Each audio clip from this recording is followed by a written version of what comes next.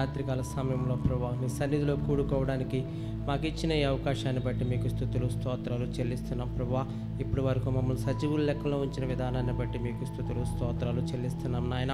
అలాగనే ప్రభా ఇప్పటి వరకు నన్ను పాటల ద్వారా మిమ్మల్ని మహిమపరచడానికి మాకు ఇచ్చిన ఈ ఆధిక్యతను బట్టి మీకు స్తుతులు స్తోత్రాలు చెల్లిస్తున్నాం ప్రభా. వచ్చిన ప్రతి ఒక్క బిడ్డను బట్టి మీకు స్తుతులు స్తోత్రాలు నాయన. ఇంకా వచ్చున్న ప్రతి బిడ్డను క్షేమకరంగా మా నీ సన్నిధికి తీసుకురమ్మని వేడుకుంటున్నాం తండ్రి. అలాగనే సేవకుల్ని జ్ఞాపకం చేసుకోమని వేడుకుంటున్నాం ప్రభా. పరిచర్యను దీవించి ఆశీర్వదించమని వేడుకుంటున్నాం ప్రభా. అలాగనే సేవకులు నాయన ఎంతో ప్రయాసపడి ప్రభా అనేక ప్రాంతాలకు వెళ్ళి నాయన పరిచర్యను నాయన చేస్తూ ఉండగా నాయన మీరే జ్ఞాపకం చేసుకొని ప్రభా మంచి ఆరోగ్యము దయచేయమని వేడుకుంటున్నాం. సేవకురాలను కూడా మీరు జ్ఞాపకం చేసుకోండి, రింకుని కూడా మీరు జ్ఞాపకం చేసుకోమని వేడుకుంటున్నాం. అలాగనే ప్రభా నాయన ఈ రాత్రిపూట ప్రభా మీరు మాతో మాట్లాడనే ఉండగా ప్రభా నాయన సేవకుల ద్వారా మీరు మాట్లాడుచున్న ప్రతి ఒక్క మాట కూడా ప్రభా మా హృదయాంతరంగంలో నాయన పదిలపరచుకోవడానికి సహాయం చేయమని వేడుకుంటున్నాం ప్రభా. కడువరి దినాల్లో మేము జీవిస్తూ ఉన్నాం ప్రభా. వాక్యము కరువు అవుతున్న దినాల్లోకి మేము వెళుతున్నాం నాయన. ఒకసారి మమ్మల్ని జ్ఞాపకం చేసుకోమని వేడుకుంటున్నాం ప్రభా. సేవకులు నాయన చెప్పుతున్న వాక్యాన్ని నాయన మేము జ్ఞాపకం ఉంచుకోవడానికి ప్రభా దాన్ని నీ వాక్యపు ఎల్లలకు లోబడి జీవించడానికి నువ్వు సహాయం చేసి కృప చూపించమని వేడుకుంటున్నాం. సేవకుల ద్వారా మీరు మాతో మాట్లాడి సహాయం చేయమని యేసయ్య అతి పరిశుద్ధ నామమున అడిగి వేడుకుంటున్నాం తండ్రి. ఆమేన్.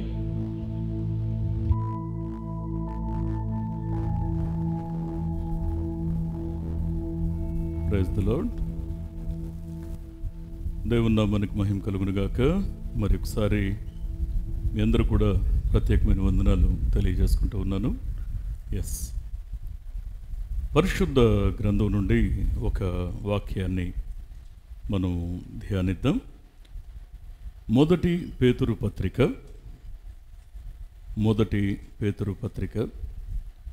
1వ అధ్యాయము 3-4 వచనాలు కలిసి ఉంటాయి.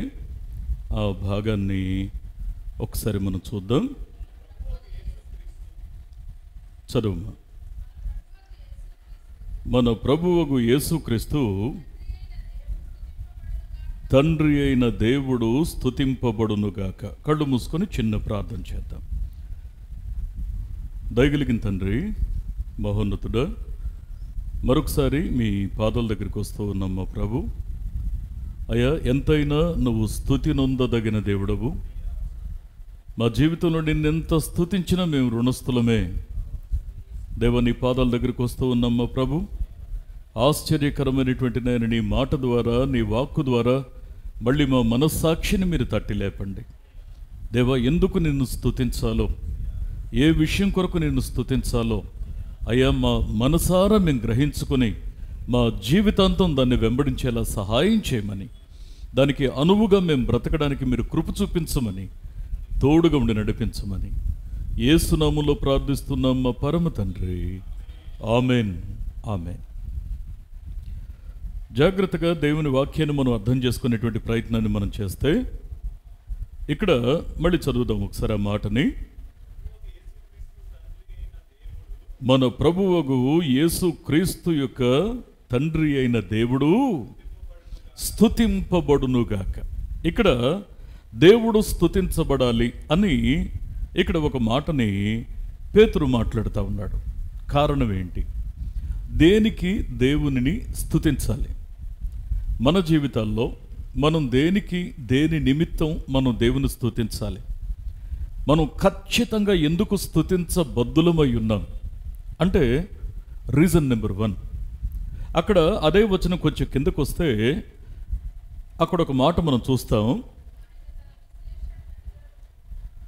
చదవండి, మళ్ళీ చదవండి, మొత్తం చదవండి. మన ప్రభువగు యేసుక్రీస్తు తండ్రి అయిన దేవుడు స్తుతింపబడునుగాక, మృతులలో నుండి యేసుక్రీస్తు తిరిగి లేచుట వలన ఆత్మ చెప్పుచున్న మాట చెవిగలవాడు వినుగాక. ఎందుకు మనం దేవుని స్తుతించాలో తెలుసా అండి? క్రీస్తు పునరుద్ధానుడై లేచాడు. దేనికోసమో తెలుసా? చచ్చి ఉన్న మనల్ని బ్రతికించడానికి.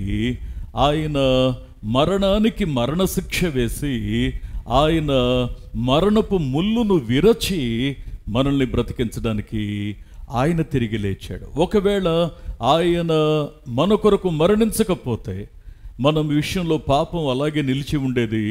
ఒకవేళ ఆయన పునరుద్ధానుడు కాకపోతే మనకు నిత్యత్వం లేదు. అందుకే క్రైస్తవ్యం యొక్క మరి ఈ యొక్క విశ్వాస జీవితానికి అంతటికీ పునాది క్రీస్తు యొక్క మరణ పునరుద్ధానాలే. ఈ విషయాన్ని మనం గుర్తుపెట్టుకోవాలి.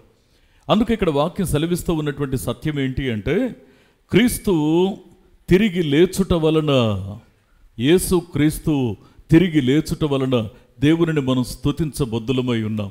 నేను ఒక మాట చెప్పనండి, ఎప్పుడైనా దేవుడు ఏదన్నా ఇస్తే స్తుతిస్తాం, లేదా ఏదన్నా ఇవ్వమని అడుగుతాం, ఇవ్వలేదే అని కొన్నిసార్లు బాధపడతాం. దేవా, నువ్వు నా కొరకు మరణించి తిరిగి లేచావు. ఆయన మన కొరకు మరణించడం ద్వారా పాపం నివృత్తి చేయబడింది.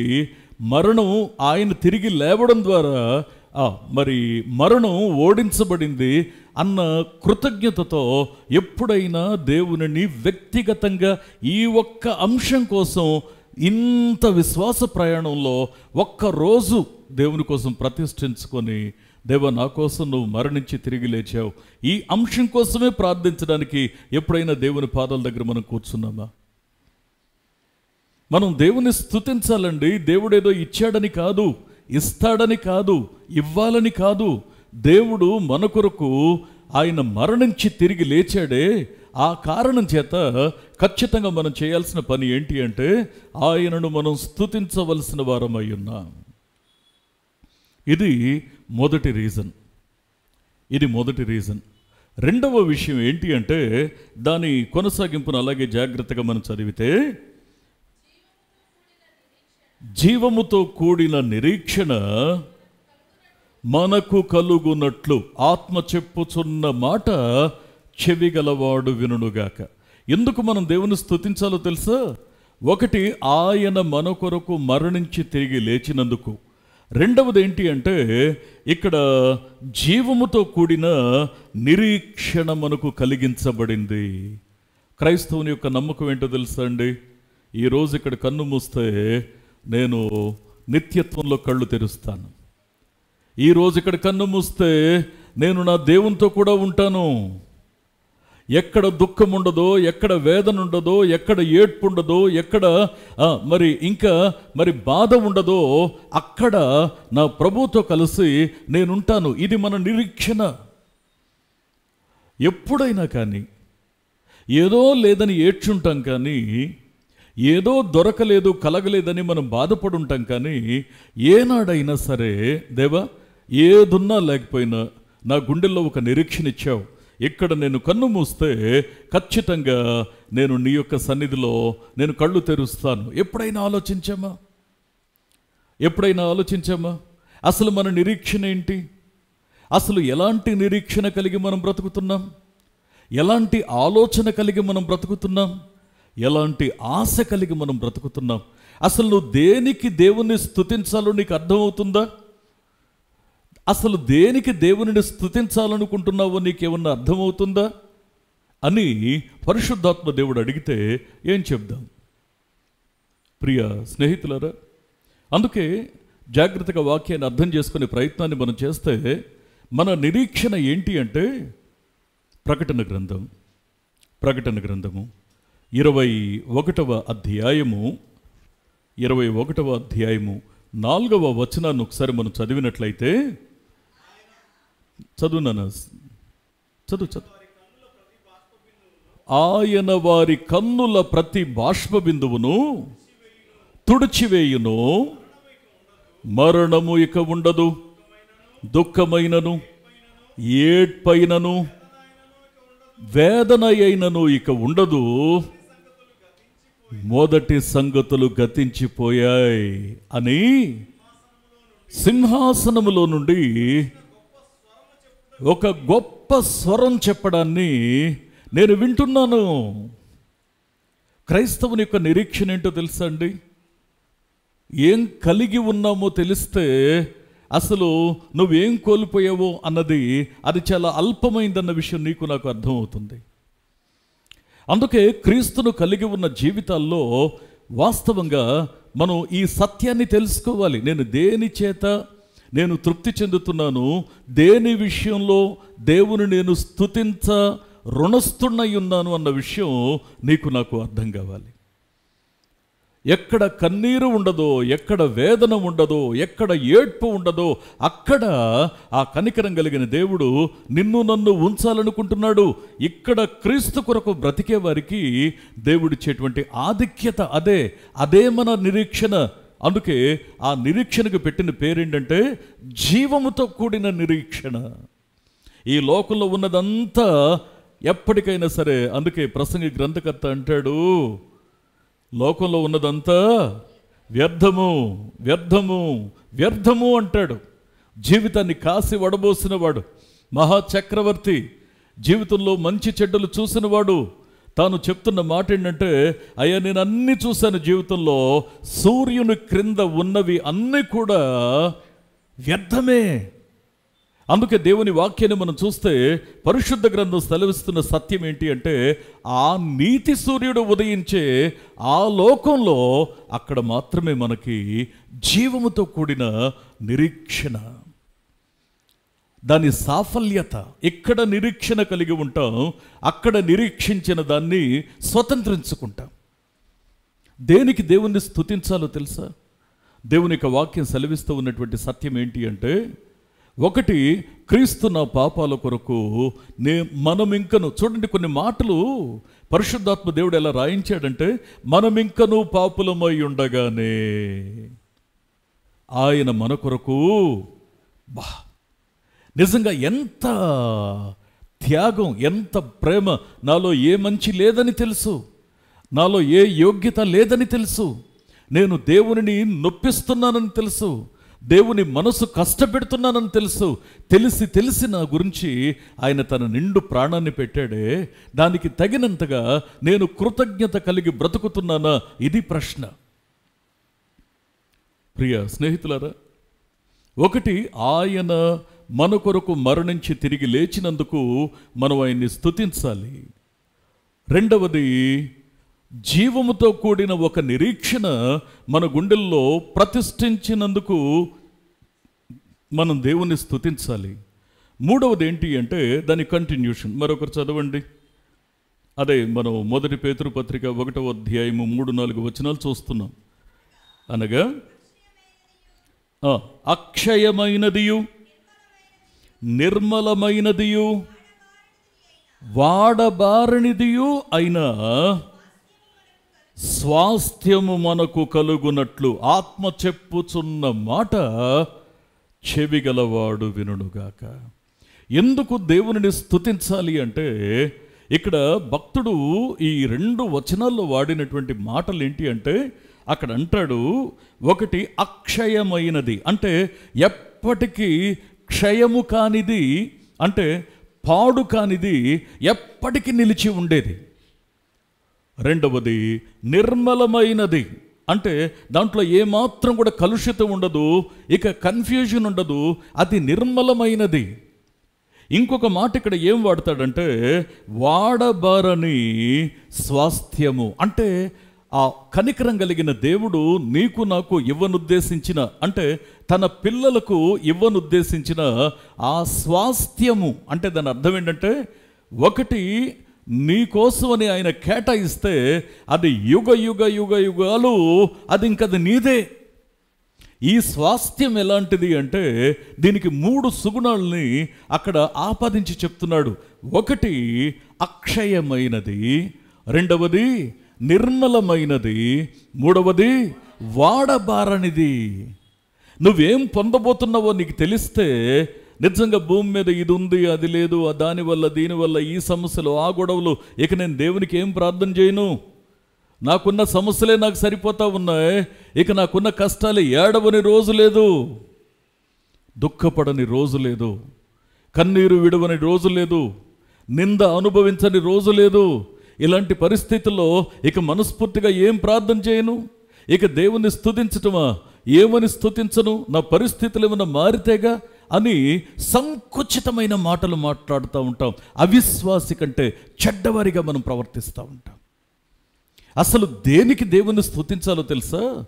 మూడవది ఇక్కడ మాట్లాడిన మాట ఏంటి అంటే ఆయన వాడబారని స్వాస్థ్యమును, అంటే నీ కోసం కేటాయించబడిన నిత్యము నిలిచి ఉండే ఒక బహుమానాన్ని ఆయన నీ కోసం కేటాయించాడు. ఎప్పుడైనా ఆలోచన చేసావా? ఎంత సంకుచితమైన మనసు అంటే మంది చిన్న వాటికి తృప్తి చెందిపోతాం, చిన్న వాటికి డిసప్పాయింట్ అయిపోతూ ఉంటాం. భూమి మీద నీకు రాచరికం దొరికినా కానీ తృప్తి చెందొద్దు, అది కూడా తాత్కాలికమే. భూమి మీద కడు పేదరికంలో నువ్వు ఉన్నా కానీ నువ్వు కుమిలిపోవద్దు, అది కూడా తాత్కాలికమే. శాశ్వతమైంది ఏదైనా ఉంది అంటే ఆయన ఇవ్వబోతున్నాడే ఆ స్వాస్థ్యం మాత్రమే శాశ్వతమైంది. హల్లెలూయా. దేవుని యొక్క వాక్యాన్ని మనం జాగ్రత్తగా అర్థం చేసుకునే ప్రయత్నాన్ని మనం చేస్తే విశ్వాసి జీవితానికి నిజంగా సరైనటువంటి అనువైన అమరిక మన బ్రతుకులో మనం కలిగి జీవిస్తూ ఉన్నామా? విశ్వాసికి తగినట్లుగా మనం బ్రతుకుతున్నామని ధైర్యంగా చెప్పగలుగుతున్నామా? ఏమండి, జాగ్రత్తగా గమనించాలి. ఒలింపిక్స్లో వెయిట్ లిఫ్టర్స్ ఉంటారు. వెయిట్ లిఫ్టర్స్ అక్కడ మరి చాలామంది చాలా దేశాల నుంచి వచ్చి పోటీ పడతారు. వాళ్ళల్లో కొంతమందిని గ్రేడ్ చేసుకుంటూ కొంతమందిని తీసేసుకుంటూ అందరినీ అధిగమిస్తున్న వాళ్ళందరినీ చివరికి తీసుకొస్తారు. ఆ చివరికి తీసుకొచ్చిన తర్వాత ఆఖరికి ఫస్ట్, సెకండ్, థర్డ్ అనేటువంటి మూడు ప్రైజులు ఉంటాయి. ఈ 3 ప్రైజులకి ఫస్ట్ వచ్చిన వాడికి గోల్డ్ మెడల్ ఇస్తారు. ఈ గోల్డ్ మెడల్కి కొన్నిసార్లు మరి కాంస్య పథకానికి వీటికి చాలా చిన్న ఒక్కొక్క కిలోనే తేడా ఉండొచ్చు. 1 కిలో బరువు పెద్ద బరువేనా అండి అని అనుకుంటాం మనం. కానీ అతనికి ఉన్నటువంటి మరి మిగతా వాళ్ళు భరిస్తున్న దానికంటే అదనంగా 1 కిలో తను మోస్తున్నాడు, అదనంగా 5 కిలోలు మోస్తున్నాడు, అదనంగా 10 కిలోలు మోస్తున్నాడు. దేవుని యొక్క వాక్యం సెలవిస్తున్న సత్యం ఏంటి అంటే, ఆ కనికరం కలిగిన ప్రభు సెలవిస్తున్నటువంటి మాట, ఆయన నమ్మదగిన వాడు, నీతిమంతుడు కనుక సహించగలిగిన దానికంటే ఎక్కువైన శ్రమ ఆయన మీ మీద మోపడు. అంటే దాని అర్థం ఏంటో తెలుసా? ఏది నీ జీవితంలో ఆయన అనుమతిస్తున్నాడో దానిని నువ్వు మేనేజ్ చేయగలవని దేవుడు నమ్ముతున్నాడు. నమ్మిన వారు చప్పట్లు కొడుతూ దేవుని మహిమపరుద్దాం ఒకసారి. దేవుని యొక్క వాక్యం సెలవిస్తున్న సత్యం ఏంటో తెలుసా? నీ క్యాపబిలిటీ దేవునికి తెలుసు. ఎందుకంటే నిన్ను పుట్టించిన వాడు ఆయనే. నీ సామర్థ్యం ఆయనకి తెలుసు. ఎందుకు అంటే నీకు శక్తినిచ్చిన వాడు ఆయనే. దేవుని యొక్క వాక్యం సెలవిస్తూ ఉన్నటువంటి సత్యం ఏంటి అనంటే, ఎంతవరకు మనం దేవుని యొక్క విషయంలో మనం నిజంగా కృతజ్ఞత కలిగి ఉన్నాం, ఎంతవరకు నిజంగా ఆ కృతజ్ఞత కలిగిన మనసుతో దేవుణ్ణి స్తుతించగలుగుతున్నాం. చిన్న వాటికి కుమిలిపోతూ దేవుని యొక్క సన్నిధిలో మరి ముఖం చాటేసేటువంటి ఆ మనసులు ఎంత ప్రమాదకరమో తెలుసా అండి? ఎంత ప్రమాదకరమో తెలుసా? కొద్దిమంది మనసులు ఎట్లా ఉంటాయంటే, నేను చాలా వేదన పడుతున్నాను ఈ మాట చెప్పడానికి కూడా. కొన్నిసార్లు దేవుని యొక్క మనస్సును అర్థం చేసుకోకుండా, కొన్నిసార్లు అవకాశం ఉండి అనుకూలత ఉండి కూడా దేవునిని స్తుతించకుండా ఆ సమయాన్ని మనం పాడు చేస్తాం. చిన్న రీజన్స్ చెప్తాం, చిన్న కారణాలు చెప్తాం. ఎందుకో మనసులో భయం కూడా అనిపించదేమో మరి ఒకసారి. ఎందుకో మనసులో భయం కూడా అనిపించదు కొన్నిసార్లు. అయ్యా, జీవం కలిగిన దేవునితో స్నేహం చేస్తూ ఉన్నాం తల్లి, జీవం కలిగిన దేవునితో స్నేహం చేస్తున్నావు. నువ్వు ఎంత నిష్టగా నిరీక్షణ కలిగి దేవుని సన్నిధిలో నువ్వు ఉండాలి. కానీ ఆయన నీకు ఇవ్వబోతుంది ఏంటో నీకు తెలిస్తే, ఇక్కడ నువ్వేం కోల్పోతున్నావో అది నువ్వు ఖచ్చితంగా గ్రహించగలుగుతావు. అందుకే దేవుని యొక్క వాక్యాన్ని మనం జాగ్రత్తగా అర్థం చేసుకునే ప్రయత్నాన్ని మనం చేస్తే, ఒకటి, ఆయన మన కొరకు చనిపోయి తిరిగి లేచినందుకు మనం ఆయనను స్తుతించాలి. రెండవది, జీవముతో కూడినటువంటి నిరీక్షణ ఆయన మనకు కలిగించినందుకు ఆయనను స్తుతించాలి. మూడవది, వాడబారని స్వాస్థ్యము మనకు ఇస్తున్నందుకు ఆయనను మనం స్తుతించాలి. నాలుగవది ఏంటో తెలుసా? అదే వాక్య భాగం నుండి ఇంకొక మాట, 1 పేతురు 1వ అధ్యాయము 3-4 వచనాలు మళ్ళీ మనం చూసినట్లయితే, ఆయన తన విశేష కనికరము చొప్పున ఆత్మ చెప్పుచున్న మాట చెవిగలవాడు వినుగాక. ఆయన తన విశేష కనికరము చొప్పున అంటే దాని అర్థం ఏంటో తెలుసా అండి? అంటే దాని అర్థం ఏంటంటే, ఎన్నోసార్లు దేవుని యొక్క పాదాల దగ్గర నిజంగా మనం అపనమ్మకంగా ఉన్న పరిస్థితులు ఉన్నాయి. దేవుడు క్షమించాడు.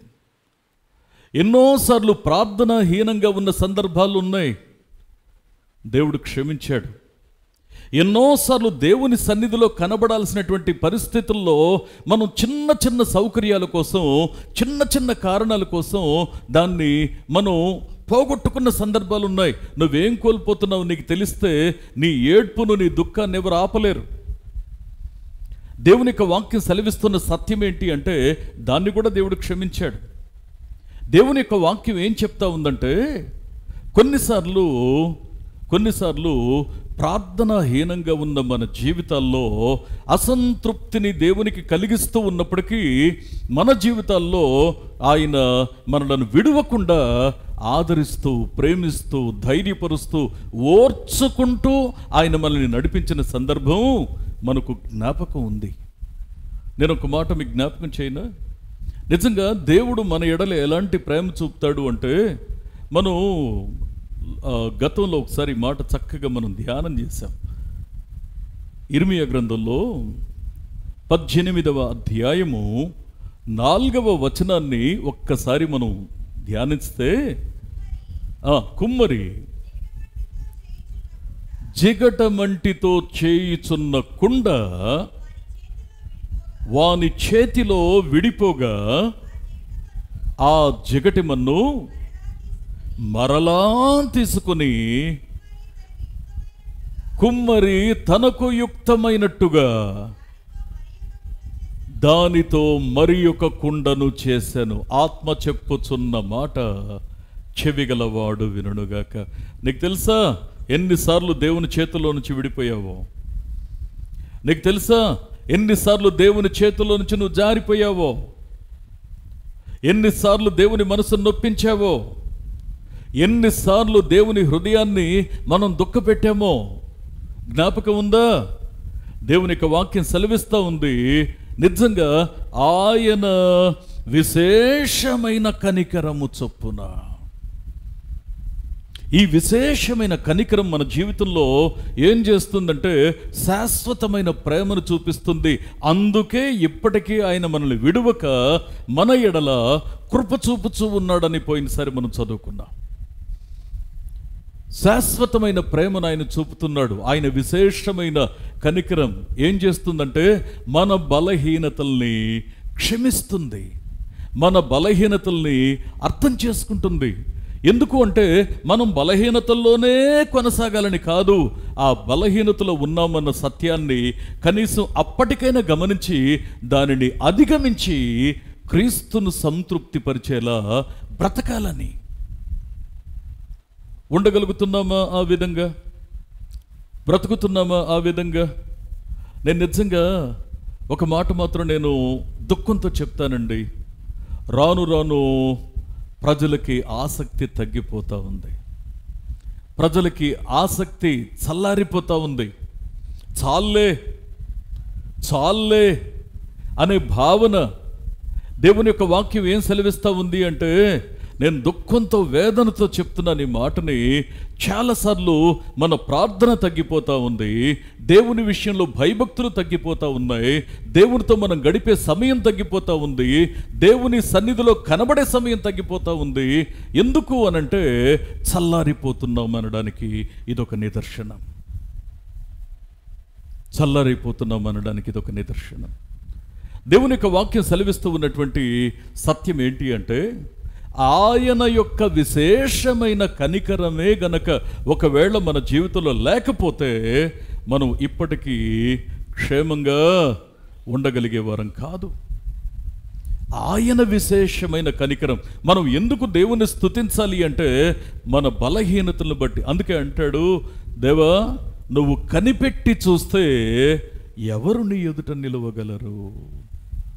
అయ్యా నీ విశేష కనికరం ఉందే, ఆ కనికరాన్ని బట్టి నిన్ను స్తుతించకుండా ఉండలేకపోతున్నాను, నిన్ను స్తుతించకుండా ఉండలేకపోతున్నాను. దేవుని యొక్క పాదాల దగ్గర మనం ఎందుకు దేవునిని స్తుతించాలో మనం ఆలోచన చేయగలిగామా?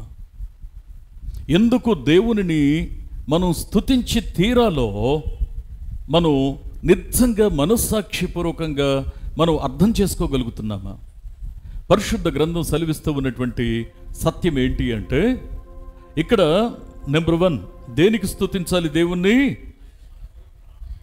ఆయన మన కొరకు ప్రాణం పెట్టి తిరిగి లేచాడు కాబట్టి. రెండవది, జీవముతో కూడిన నిరీక్షణ మనకిచ్చాడు కాబట్టి. మూడవది, వాడబారని స్వాస్థ్యమును మనకు ఇచ్చాడు కనుక ఆయన మనం స్తుతించాలి. నాలుగవది, విశేషమైన కనికరము, శాశ్వతమైన ప్రేమ, ఆయన యొక్క కటాక్షం. అది లేకపోతే మన జీవితంలో ఎప్పుడో మన జీవితాలు నిర్వీర్యమైపోయాయి. అందుకే దేవుని యొక్క వాక్యాన్ని మనం జాగ్రత్తగా అర్థం చేసుకుంటే ఇక్కడ ఒక అమూల్యమైనటువంటి మాటని ఈ విధంగా సెలవిస్తాడు. చూడండి, దీంట్లో 5వ అనుభవాన్ని, 1 పేతురు పత్రిక 1వ అధ్యాయము 3-4 వచనాలని మరొకసారి మనం చూసినట్లయితే,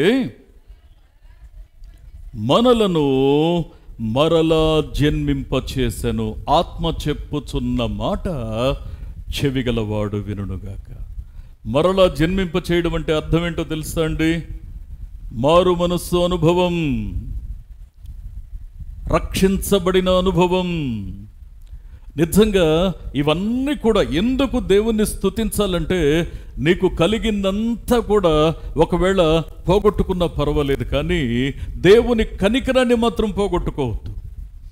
ఎందుకు అంటే జీవం కలిగిన దేవుని యొక్క వాక్యం సెలవిస్తున్న సత్యం ఏంటి అనంటే, నేను మళ్ళీ ఈ మాట మీ గమనానికి తీసుకొస్తున్నాను.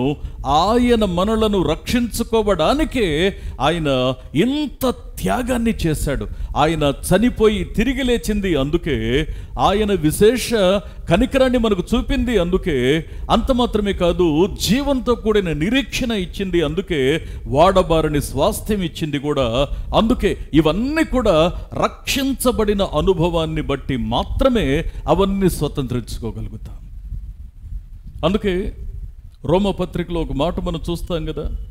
రోమపత్రిక 5వ అధ్యాయము 9-10 వచనాలు ఒకసారి మనం చదివినట్లయితే, కాబట్టి ఆయన రక్తము వలన ఇప్పుడు నీతిమంతులముగా తీర్చబడి మరింత నిశ్చయముగా ఆయన ద్వారా ఉగ్రత నుంచి రక్షించబడతాం. గట్టిగా చప్పట్లు కొడుతూ దేవుని మహింపరుద్దాం ఒకసారి. ఉగ్రత నుంచి రక్షించబడడం అంటే, మరలా జన్మింప చేయడం అంటే అర్థం ఏంటి అంటే, మనలను ఉగ్రత నుంచి రక్షించడం. అందుకు దేవుని స్తుతించాలి, అందుకు దేవుని స్తుతించాలి. నువ్వు కలిగి ఉన్నటువంటి సంపద కోసమో, పోగొట్టుకున్నటువంటి వనరుల కోసమో నువ్వు దేవుని యొక్క సన్నిధిలో ఆయనకు నువ్వు ఎట్టి పరిస్థితుల్లో దూరం కాకూడదు.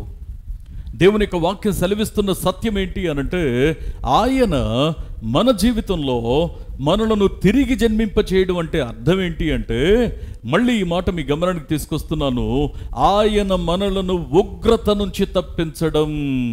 మర్చిపోకూడదు ఈ విషయాన్ని, మర్చిపోకూడదు ఈ విషయాన్ని.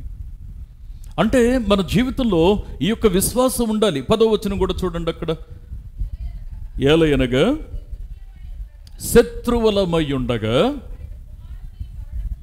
ఆయన కుమారుని మరణము ద్వారా మనము దేవునితో సమాధాన పరచబడిన ఎడల, సమాధాన పరచబడిన వారమై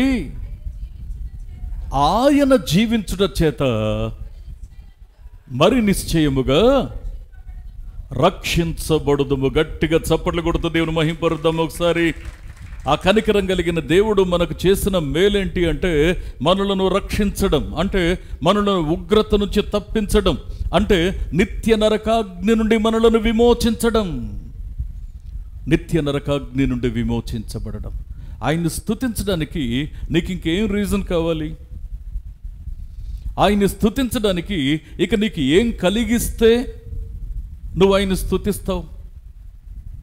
నువ్వు కోరుకుంది దక్కితే నువ్వు సంతోషంగా ఉంటావని నమ్మకం ఉందా నీకు? నువ్వు ఆశించింది నీకు దక్కితే నువ్వు జీవితం అంతా క్షేమంగా ఉంటావని నమ్మకం ఉందా నీకు? ఇంకా ఆలోచించగలిగినటువంటి స్పృహ ఉండగానే, బొందిలో ప్రాణం ఉండగానే, గుండె కొట్టుకుంటుండగానే, నా క్రీస్తుతో కూడా నేను అంటు కట్టబడినటువంటి అనుభవంలోకి నేను రావాలి, రక్షించబడిన అనుభవంలోకి రావాలి, నా తుది శ్వాస వరకు ఆయనను స్తుతిస్తూనే ఉండాలి. హల్లెలూయా. దేవుని యొక్క వాక్యం సెలవిస్తున్న సత్యం ఏంటి అంటే, నువ్వు దేనికో పోల్చొద్దు. దేవుడు మేలు చేసినప్పుడు దేవుని మనం స్తుతిస్తాం. అసలైన మేలేంటో నీకు తెలిస్తే భూ సంబంధమైనటువంటి వాటితో రక్షణ అనే ఆ అంశాన్ని నువ్వు సమంగా నువ్వు పోల్చి చూడవు. రక్షించబడడం అనేటువంటి, ఆయన రక్షించడం అనేటువంటి మేలుతో పోలిస్తే భూమి మీద ఉన్న ఏ మేలు కూడా దాంతో సరితూగదు. అందుకే దేవుని యొక్క వాక్యం సెలవిస్తున్న సత్యం ఏంటి అంటే, ఆ కనికరం కలిగినటువంటి దేవుని యొక్క మాట మన మనస్సులను తాకింది సత్యమే అని మనం నమ్మితే మన గుండెల్లో ఎలాంటి నమ్మకం ఉండాలో తెలుసా? ఎలాంటి విశ్వాసం ఉండాలో తెలుసా? ఆ విశ్వాసం మన జీవితంలో మనకు ఏం కలిగిస్తుందో తెలుసా? యోహాను సువార్త 3వ అధ్యాయము 36వ వచనాన్ని ఒక్కసారి మనం చూసినట్లయితే, కుమారుని యందు విశ్వాసముంచువాడే నిత్య జీవము గలవాడు, కుమారునికి విధేయుడు కానివాడు జీవము చూడడు గాని దేవుని ఉగ్రత వాని మీద నిలిచి ఉంటుంది. ఇప్పుడు నా కోసం క్రీస్తు చేసినటువంటి కార్యాన్ని నేను విశ్వసించాలి. ఆయన మన జీవితంలో చేసినటువంటి మేళ్ళు, ఆయన మన కొరకు నెంబర్ 1 ఆయన చేసిన కార్యం ఏంటి అంటే, మన కొరకు ప్రాణం పెట్టి ఆయన తిరిగి లేచాడు. 2వది, జీవముతో కూడినటువంటి నిరీక్షణ ఇచ్చాడు. 3వది, వాడబారని స్వాస్థ్యమునిచ్చాడు. 4వది, విశేషమైన కనికరం. తెలుసో తెలియకో తడబడుతున్న ప్రతిసారి మళ్ళీ ఆ రోతలో, పాత జీవితంలో పడిపోకుండా మనలను సంరక్షిస్తూ ఆయన కాపాడుకుంటూ వచ్చాడు. విశేషమైన కనికరము. 5వది, ఆయన మనలను తిరిగి జన్మింపచేశాడు, మారు మనసు అనుభవంలోనికి తెచ్చాడు. అందుకు దేవుని స్తుతించాలి. ప్రియ దేవుని బిడ్డలారా, దేవుని యొక్క సన్నిధిలో నిజంగా మనం ఇలాంటి విశ్వాసాన్ని కలిగి ఉన్నామా లేదా అన్నది ఒక్కసారి మనలను మనం పరీక్షించుకుంటే, మనలను మనం యథార్థంగా ఒక్కసారి పరిశీలన చేసుకుంటే, నిజంగా దేవుని సన్నిధిలో ఎట్లా ఉన్నాం? నేను వేదంతో చెప్పిన ఇంట్లో సందడి వాతావరణం ఉంటే సంతోషంగా ఉంటాం. ఇంట్లో ఏవైనా చిన్న చిన్న గొడవలు అయితేనేమో అందరం విచారంగా ఉంటాం. కాస్త 4 రూపాయలు సంపాదిస్తేనేమో నాకు కలిసొచ్చింది అంటాము. ఒకవేళ అప్పుల పాలైతే నేను అన్ని కోల్పోతున్నాను అంటాము. దేవుడు నన్ను జ్ఞాపకం చేసుకోలేదు అంటాము.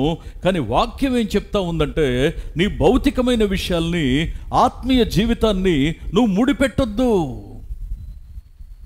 నువ్వు దేవునిని స్తుతించటం మర్చిపోతున్నావంటే కృతజ్ఞతాహీనులుగా ఉండిపోతున్నావు. క్షమించండి మాట వాడుతున్నందుకు. కృతజ్ఞతాహీనులుగా ఉండిపోతూ ఉన్నాం. మనం దేవునిని స్తుతిస్తూ ఉన్నామా?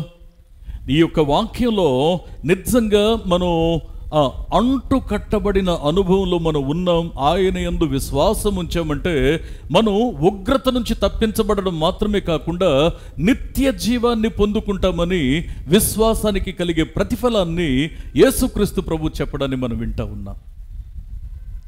మనం యేసుక్రీస్తునందు విశ్వాసం కలిగి ఉంటే నిత్య జీవాన్ని కలిగి ఉంటాం. కుమారుని యందు విశ్వాసం ఉంచకపోతే దేవుని ఉగ్రత వాని మీద నిల్చును. అందుకే నేను దీని గురించి ఇంకా మాట్లాడడానికి మీరు ఈ మాటల్ని మీరు ధ్యానం చేస్తూ ఉండండి. వచ్చే వారం దీని కొనసాగింపుని మీకు మళ్ళీ నేను ఇంకొన్ని లోతైన విషయాలు మనం ధ్యానించడానికి మనం ప్రయత్నం చేద్దాం.